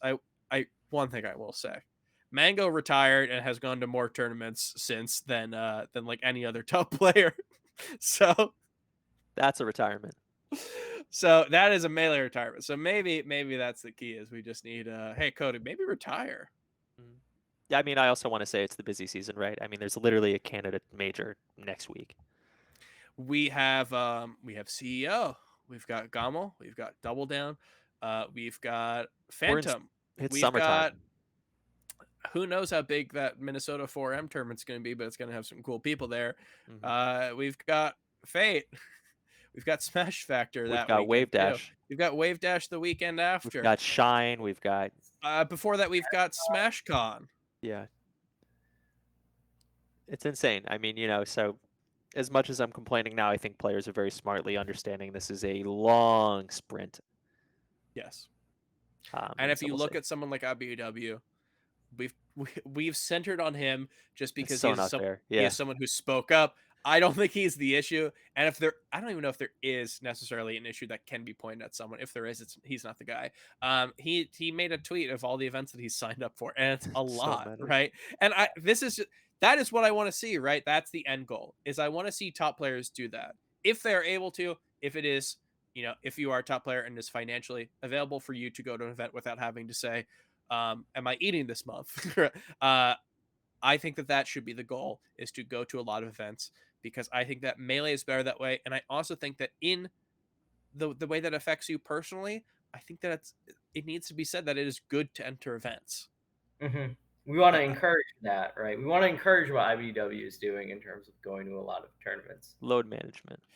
And here's something I'll say. I said this before when I said that I really have not cared about his results at Function Nightclub VIP because his results at majors were so good.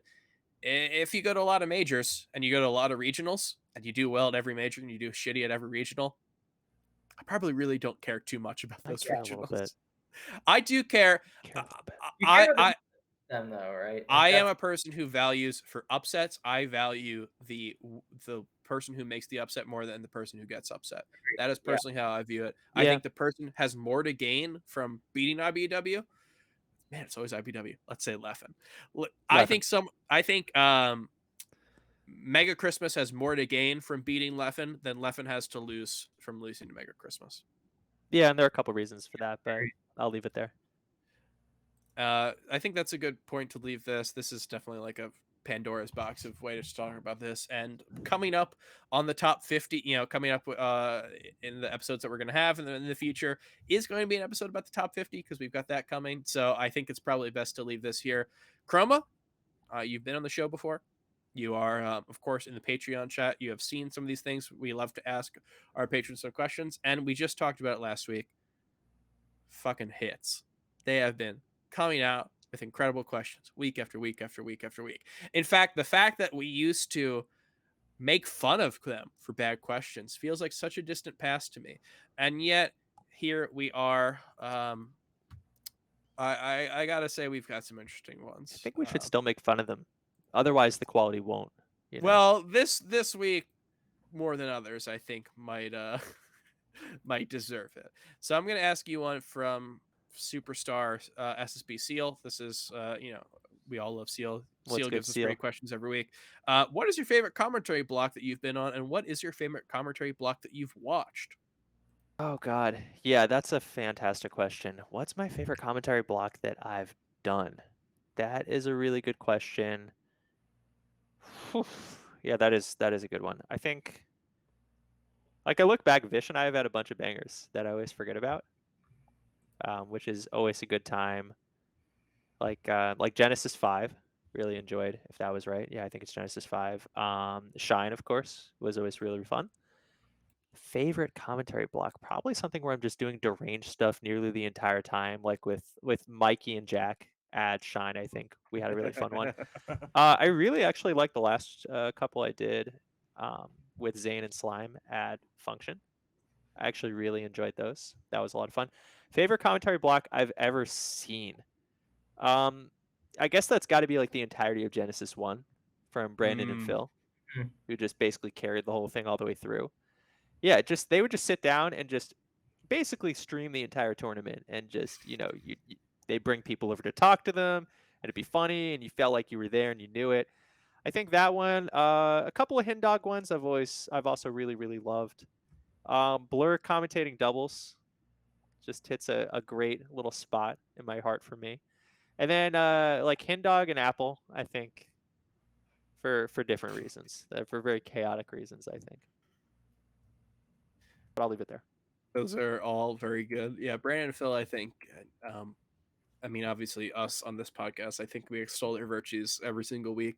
But we have a different world if they decided to not just sit down and chat throughout the None of us are here. entirety of Genesis. None of us are here. We're in this one. Okay, so I think we've got another question. Edwin, do you have one lined up? Yeah, so this is from another superstar. No, he's not another superstar, but he's a very nice person. He has not submitted very many questions, but I think it's rude to say that he's not a superstar because of that. Well, we should keep a So superstar. much vamping. People. Anyways, this is from Coffee. Chroma, is the era of the 5 gods over? That's a really good question, actually. Like, if you think about it, like, I'm gonna say no, because I still think that we're in a spot where, like, if PP or Armada just roll up to the sticks, that is still the biggest, most important thing that will happen that day. And then we still believe that Muta King, if he wanted to, can just show up and be top whatever. Yeah, I mean, it looked like the era of the 5 gods, so to speak, was maybe dying if Hungrybox and Mango were just washed, and they're just not washed. They're not washed at all. They've just shown that, like, basically, if they're still playing the game and they're still, like, on the sticks, they are contenders for the best player in the world, or at least very close to it at any given time.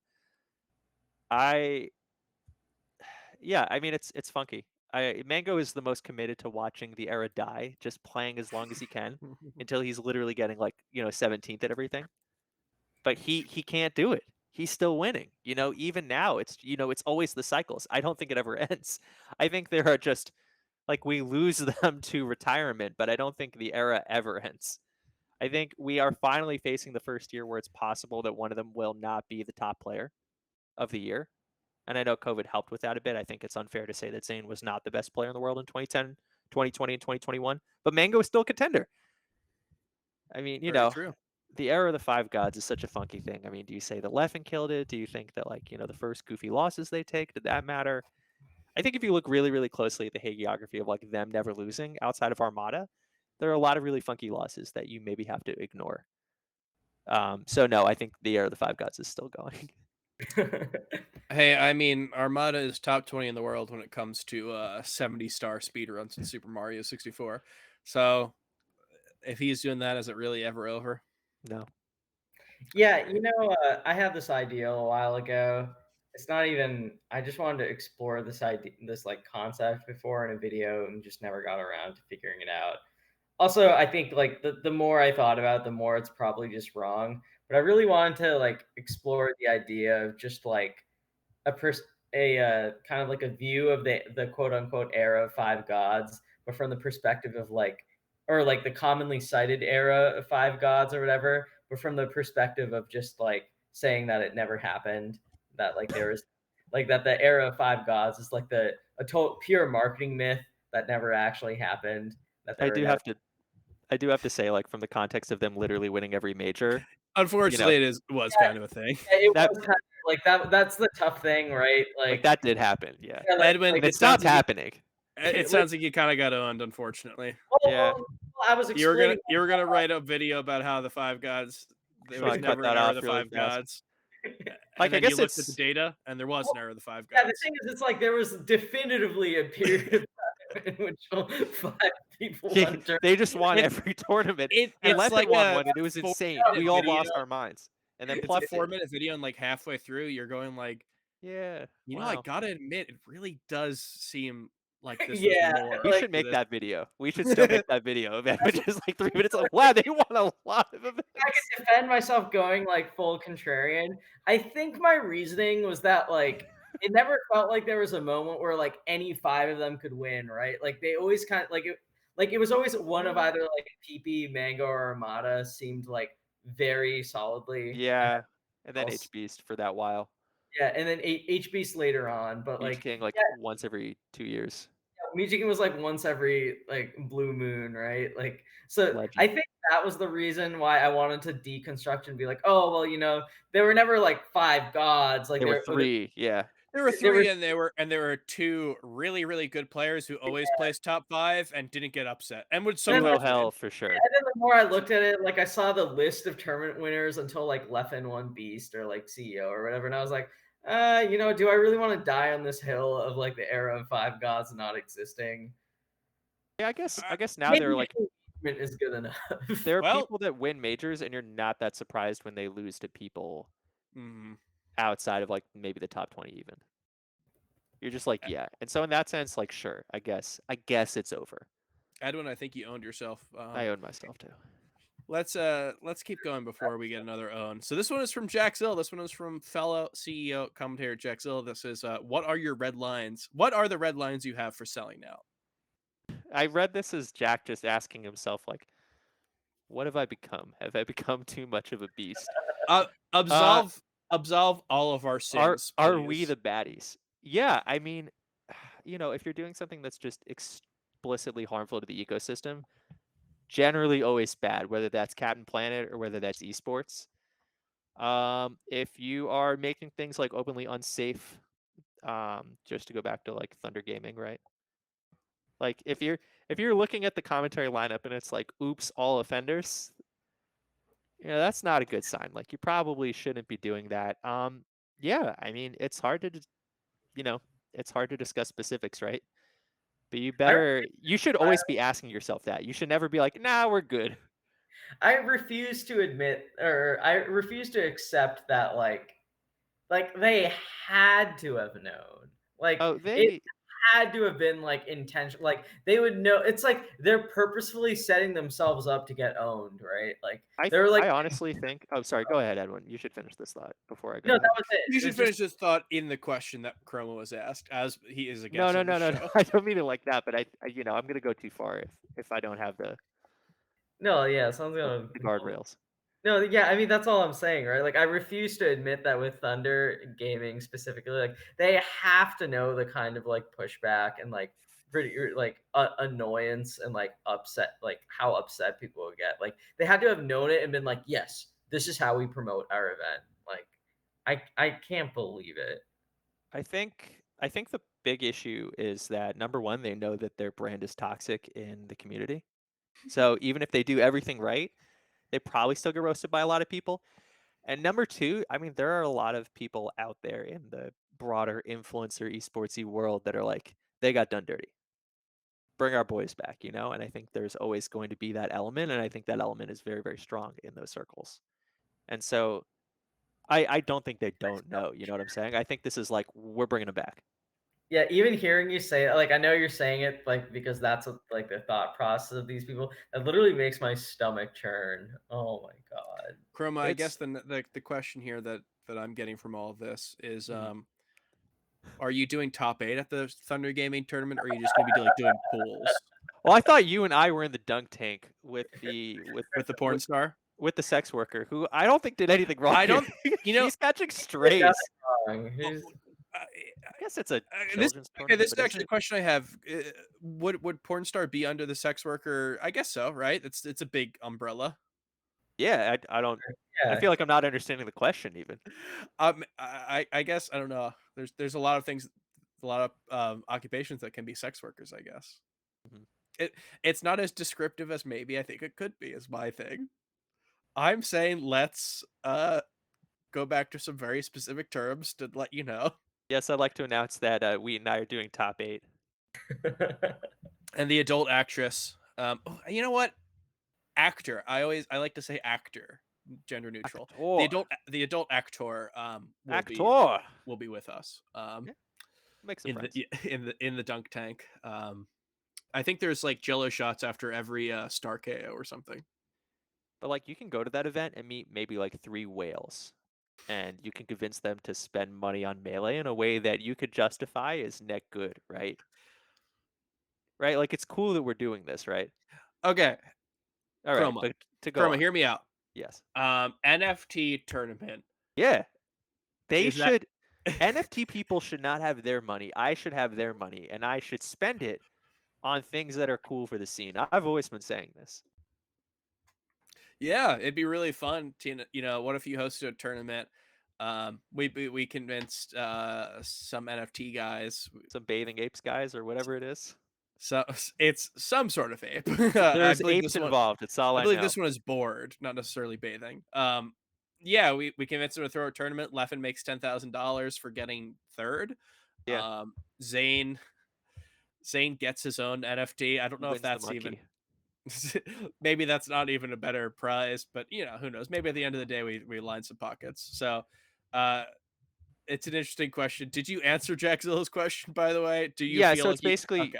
you should always be asking yourself that. You should never just start tweeting like, "No, it's obviously cool that Raytheon Gaming is, as long as we hit our recruitment numbers for, the partnership with, long story short. No, you always have to ask yourself that question. There is no confession here. There is no say 20 Hail Marys and collect the bag, right? Because we're only here by the munificence of just like the social buy-in of the scene, right? If they stop believing in us, it just poof, So you always have to keep that in mind. What's the next question? Hey, that's it, man. Is that it? Interrogation's over. We do 3, and even if we want to do more than 3, we don't have anything. I can ask you what your favorite pizza topping is. Do you want that? Yeah, actually, I do enjoy a good pineapple, sardine, and ham pizza. Okay. Let's move on from that. What? Of course, you've been on the show before. You know that we have one last segment here, Is this the officially stock market one? unnamed. What, what is this? Is this the stock market one? I'm so ready.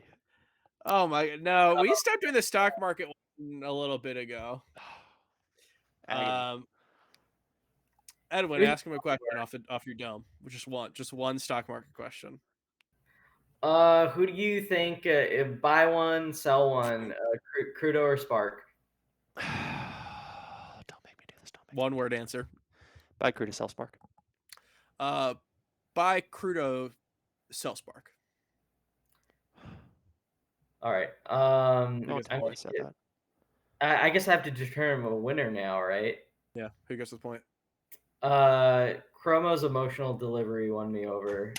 It's pain. Okay, well, we have a new winner, and you know what? Maybe your prize is you get to be a part of our last segment, which is officially unnamed but known by the fans as Touching Grass. This is the segment where we talk about stuff that we've been going on, that's been going on in our lives that are not Melee based. I will go on first. I think I was really not thinking of anything. I usually try to prepare something. And I was thinking about it. And the thing that has been most prevalent in my life for the past week, I believe is pretty similar to the one that I gave last week, which is the real one's a sad answer, is that I had some eye issues and I had to like put drops in my eyes 4 Oh times yeah. a day. And that was the thing I thought about most this entire week. Did it work?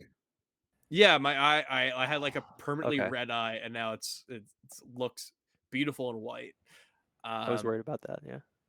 I'm right now chilling, but yeah. So I think the thing that's been on my mind the most, unfortunately, has been a little bit of a health thing. I guess a positive thing is that I've also, since last episode, I think I probably lost like 5 or 6 pounds, which is very great.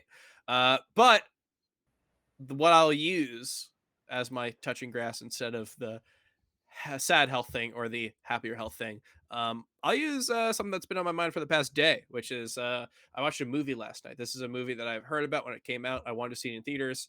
Uh, Martin Scorsese was right, basically about theaters. So I really had like a week to catch it, and then it was gone. It's a Norwegian movie called The Worst Person in the World. It is by fuck uh, Joachim Trier. I don't know what the way of pronouncing this in a Norwegian accent. So I'm sure I offended not only the Norwegians, but at least 3 other countries with that pronunciation. But he is a director who I've watched other stuff of his. I thought it was pretty good. I thought it was very well done. So hearing that there was a new movie that was well liked, I was like, I gotta check this out. It is an amazing movie. You can watch it on Hulu. It is so refreshing to go into a movie and not say like, what's the catch, right? What's the unique like hook of this one? Because I went in and I really didn't know anything about it, and watching the trailer, it didn't like have a like, oh, here's what we do. It didn't have a take on anything. It was like a very down to earth, very realistic, artful depiction of what was probably at its base like a comedy, romantic comedy, right? There's dramatic moments, there are black comedic moments, there's a lot going on, but it was just really, really well done. If you're someone who has no issues with subtitles and foreign movies, I would highly recommend this. It was just refreshing to see a movie that just was there and was good and didn't have like a take, right? It wasn't trying to be like, oh, hey, this is us, we're like, we do this way, this is what sets us apart. It was just a movie that was told a simple story, told it very well, told it with a lot of character, a lot of charm. So The Worst Person in the World, Norwegian movie. You can watch it on Hulu, and I'm sure you can buy it. I think it's on the Criterion Collection.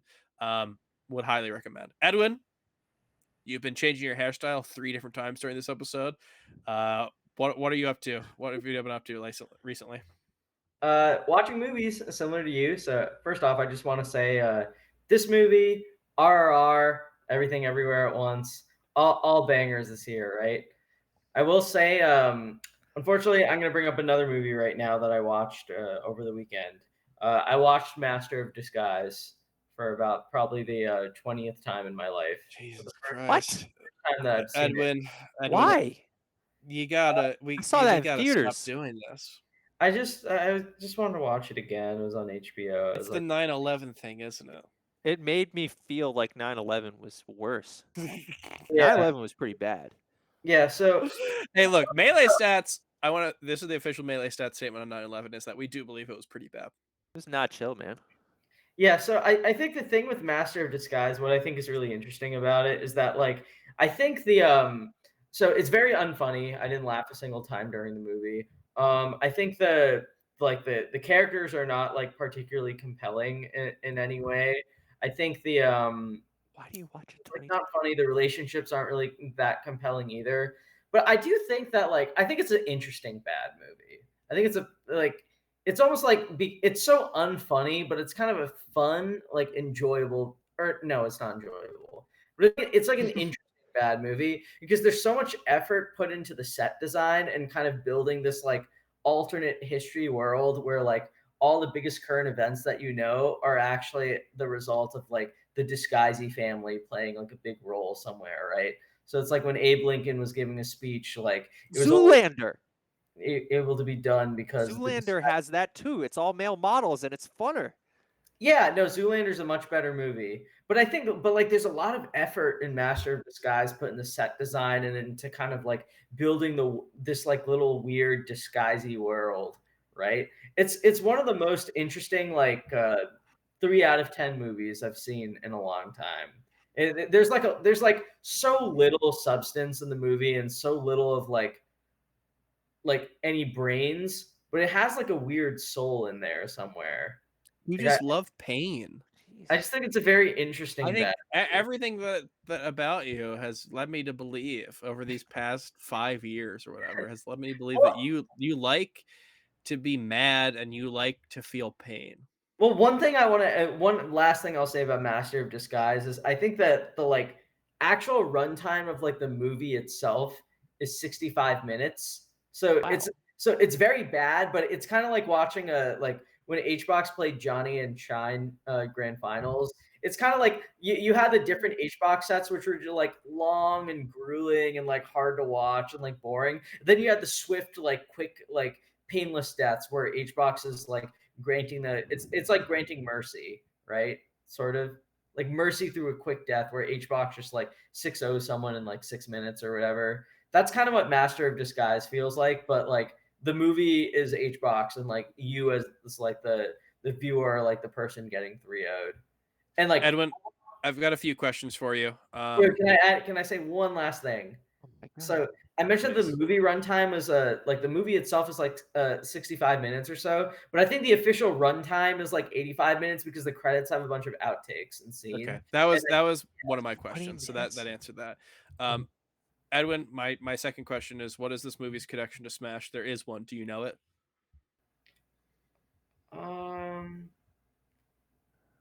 No, I don't think I do. What is it?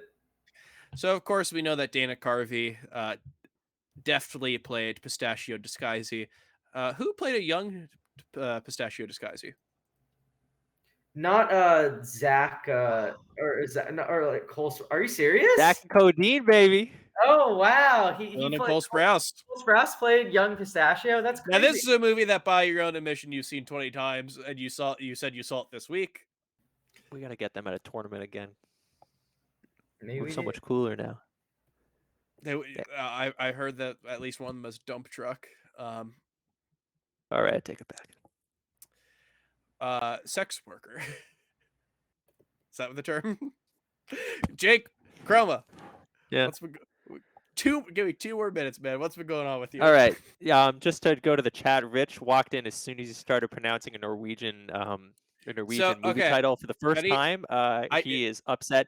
Jack says he's watched that movie so many times. He has several bits memorized. Says it's a better Forrest Gump about Master of Disguise. It's a tragedy in here. Jake, since you mentioned it, give me 1 second. I was doing this to myself today, and I was fucking nailing it. The main character's name, Duolingo album looking. Yulia. That was not the best time I did it. Rich, how'd it go? Rich, rate that out of 10. Okay, We'll come back. We'll come back with that. Go on with what you've been going I on. didn't have anything like super planned. I guess the biggest thing in my life, depressingly, was like I got COVID, and it really actually sucked. I had a not so fun case. I basically was in my basement for just 2 weeks, and then not exercising or working out for a while after that. And it was just like a little bit depressing. I wanted to go give people COVID at my darkest, and I still maintain that would have been a really good bit to do. But yeah, no, I'm kind of like back in the saddle of existing, not coughing a shit ton anymore. Lifting. I hit body weight for 12 reps on bench again, which was fun. I was running for 20 minutes, and it's all harder than it used to be, but it's just nice like being back into the saddle of it, getting to see people. Weather's been good. I saw Father of the Bride, the remake with Andy Garcia. I didn't like it. I thought it wasn't good. I was hoping that Matt Damon and George Clooney were going to show up and rob him like 3/4 of the way through the movie. He's got a lot of the tendencies that he has playing Benedict with across Julia Roberts in Ocean's 11. And it was just kind of a very, very straightforward remake with like someone Googled some things about Cuban people and threw it in there. And I was really just hoping Edwin's for a twist at Googled the more end. about Cuban people than Edwin has whoever wrote Googled that. things about Cuban people that would end up with him on watch lists. And then outside of, and then like I guess there's Smash stuff, which doesn't count as touching grass at all. But yeah, no, I'm excited to. You'll be going to Daytona Beach. We'll be hanging out. We'll have hopefully no slurs yelled at us. That'd be nice. That would be a first for me in Florida. You know what? Everyone's been really nice to me every time I went. Wonder what about me would lead that to happen. Who knows? It's a mystery. It's truly is a mystery, but what's not been a mystery is how good you've been today. You've been a great guest. Been happy to have you on. seems like we're really dropping like flies at this point. So maybe this is a sign. Jake, been a great guest. You now have a Twitter. The Oh, that's question right. Yeah. is, do you Yeah. want people to follow you? Do you want to say where you can be found at? Yeah, I mean, I remade my Twitter to just really promote things that I like, family-friendly commentary, brands, just positivity, doing California proud.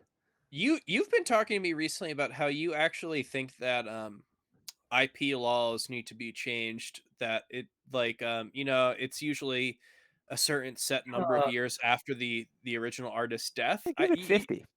You were yeah. telling me let's go to triple Oh, digits. Let's go to like 100 or something. I Yeah, remember I'd say, you told me you really cared about that. that's very important to me, and it's important to know that I'm family friendly. And I've never played a game too fast. I've also never played a game too slow. I need Ambi here. This is too. Someone once told me I could change Mario's color in the game, Nope. and that man was Muammar Gaddafi, and I just said no. I just said no. Excuse me, sir. Mario is red and blue. I don't know why you are telling me that he can be green and brown. That These that colors don't seems like run. it's wrong. I never These thought I would associate Mario and Gaddafi back to Mario Gaddafi. Mario Gaddafi. Dr. Mario Cuomo was my tag on. back. It's pretty good. Yeah.